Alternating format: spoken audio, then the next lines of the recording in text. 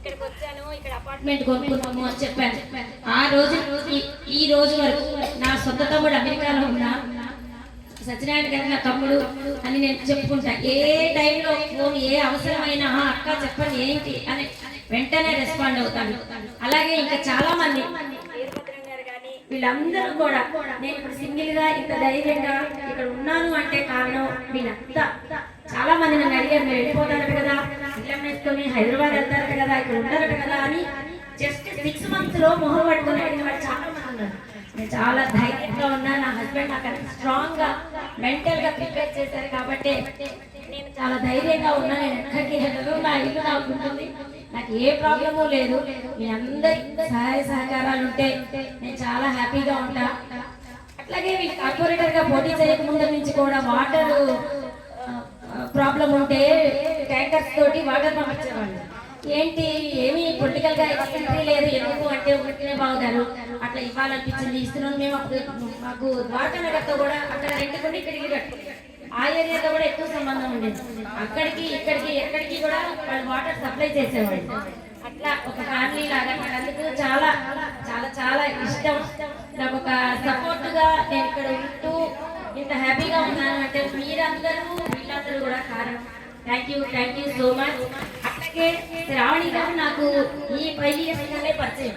యాక్చువల్గా అంతగా తెలియదు. వీళ్ళంటే మొదటి నుంచి ఒక ఊరు వాళ్ళు కాబట్టి తెలుస్తుంది. ఈ 5 ఏళ్లలో తను కూడా అంతే క్లోజ్ అయ్యారు. తను ఏ ప్రోగ్రామ్ చేసినా పర్సనల్ గా ఫోన్ చేస్తాను, నేను ఎక్కడ ఉన్నా, ఈవెన్ యూఎస్ఏ తెలియకపోయినా అక్కడికి కాల్ చేసి పిలిచారు, శశి గారు ఉన్నారా ఊళ్ళో, అలాంటి ప్రోగ్రామ్ ఉంది రావాలి అని.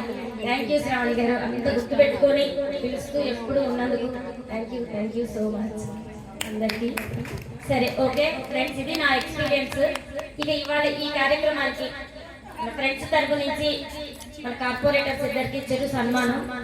ముందు మాట్లాడమని మీరిద్దరు కూడా ఇంతమంది మాట్లాడారు కాబట్టి ముందు 56వ డివిజన్ కార్పొరేటర్ మాట్లాడారు.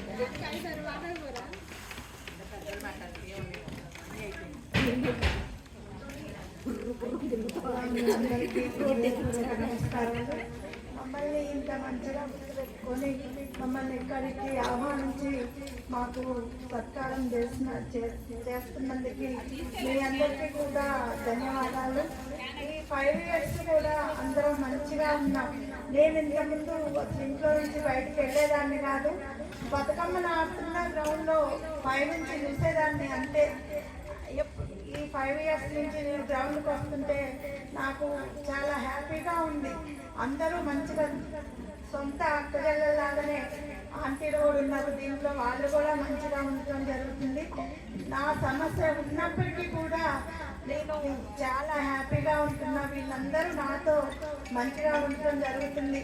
ఫస్ట్ వచ్చినప్పుడు ఈ కాలనీకి ఎందుకు వచ్చినా నేను ఆ బ్యాంక్ కాలనీలో ఉంటే ఈ సత్యబాబు తీసుకొచ్చిండు అని తిట్టుకునేదాన్ని.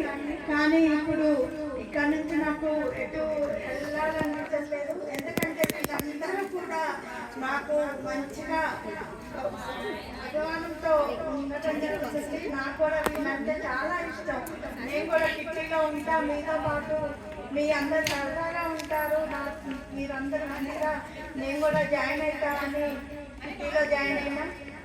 వీళ్ళందరూ కూడా నాతో మంచిగా సిస్టర్గానే బాగుంది, సరదాగా వదిన అని జోకులేయటం, ఇంకా అక్క అని అట్లా జోకులేయటం జరుగుతుంది.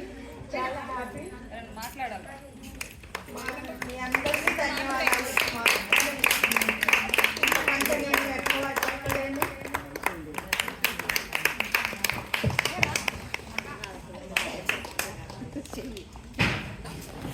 ఇంత హ్యాపీగా ఇంత సంతోషంగా మమ్మల్ని ఆహ్వానించడం అనేది మాకు చాలా హ్యాపీగా అనిపించింది. ఇంత ప్రేమను చూపిస్తున్నారు మీరు. ప్రతి ఒక్కరికి పేరు పేరున ఈ ప్రేమను చూపించడానికి ధన్యవాదాలు తెలుపుకుంటున్నా. వీడుకోని సభ ఇది మొత్తానికి. సన్మానాలు ఎక్కడికి ఈ ఉదయం కూడా మా దగ్గర కూడా జరిగింది. కానీ ఇంకా దిగిపోయేటప్పుడు కూడా ఇంత ప్రేమను చూపిస్తారని నేనైతే గెస్ట్ చేయలేదు. గెలిచినప్పుడు ఎన్ని ఫోన్లు వచ్చాయో నాకు ఆ 7వ తారీఖు కూడా అన్ని ఫోన్లు వచ్చినాయి. ఇలా చేశారు, ఈ 5 years మీరు అందించండి అన్నారు. ఇవి చాలా హ్యాపీగా అనిపించింది అమ్మా అని నాయకు డాక్టర్ గారు నిన్న కాటన్ రమేష్ గారు చేశారు.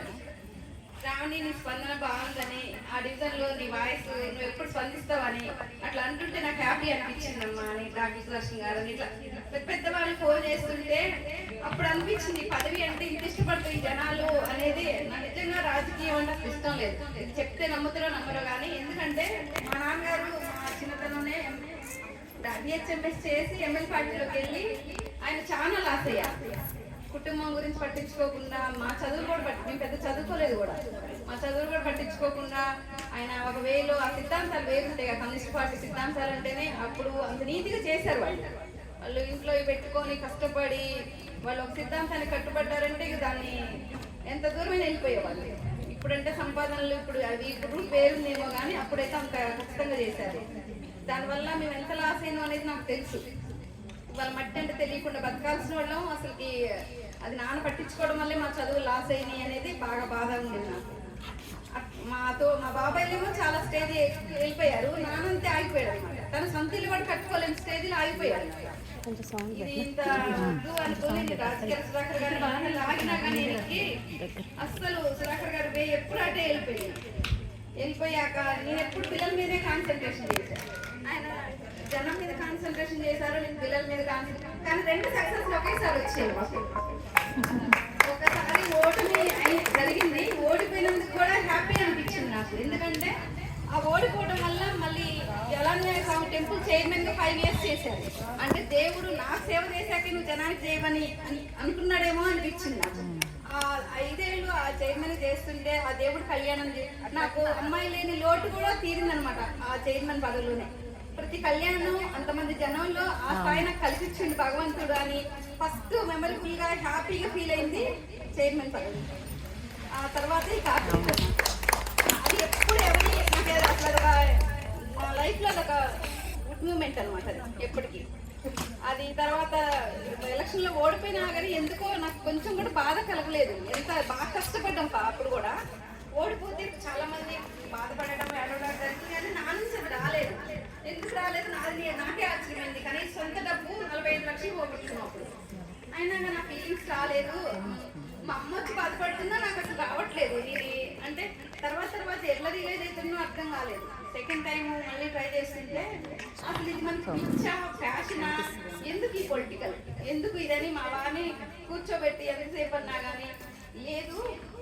లక్షల కోట్లున్నోళ్ళకు కూడా అవకాశం రాదు, నీకు వచ్చి నువ్వు నిలబడాల్సింది అంటే నా పిల్లలకి ఏం అంటున్నానంటే పదవులు అనేది చాలా ఇదమ్మా. ఆస్తులు కొనిస్తాం, ఇల్లు కొనిస్తాం, ఇంకేదైనా కొనిస్తాం, పదవి మాత్రం మేము ఇచ్చేది కాదు కదా. నాన్నకి నువ్వు నిలబడు, నాన్నమ్మ ఎంత ఆస్తి ఇచ్చిందో అంత ఆస్తి ఏం పెట్టు, నాన్నకైతే ఆ పదవి అది అవకాశం నీకు వచ్చింది కాబట్టి నువ్వు సాటిస్ఫై చేయాలి.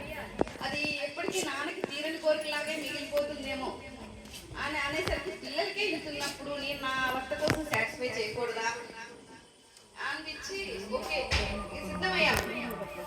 6కి వెళ్ళిపోయాను జనంలోకి. చాలా హార్డ్ వర్క్ చేశాను. అప్పుడు కరోనా, అప్పుడు ఎవరిని పిలిచి వాళ్ళు ఇబ్బంది పెట్టి వాళ్ళ హెల్త్ని ఇబ్బంది పడకూడదు, ఇంకో పర్సన్ ఇబ్బంది పెట్టకూడదు అని నేనే సింగిల్ తిరిగాను. ప్రతి door to door 4 times touch చేశాను ప్రతి డోర్ని.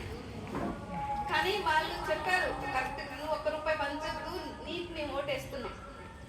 నా అవతల అపోజిషన్కి నా మెజారిటీ ఓట్లు కూడా రాలే వాళ్ళకి. నేను అపోజిషన్లో ఉండి రూలింగ్ పార్టీ మీద అంత పోరాడి అన్ని ఓట్లు తెచ్చుకున్నానంటే చాలా గ్రేట్ఫుల్గా అనిపించింది. అసలు ఆ ఎలక్షన్ రోజు కూడా ఎంత టార్చర్ అనుభవించామో మాకు తెలుసు. మా తెలియకుండానే పూర్తిగా ఓట్ల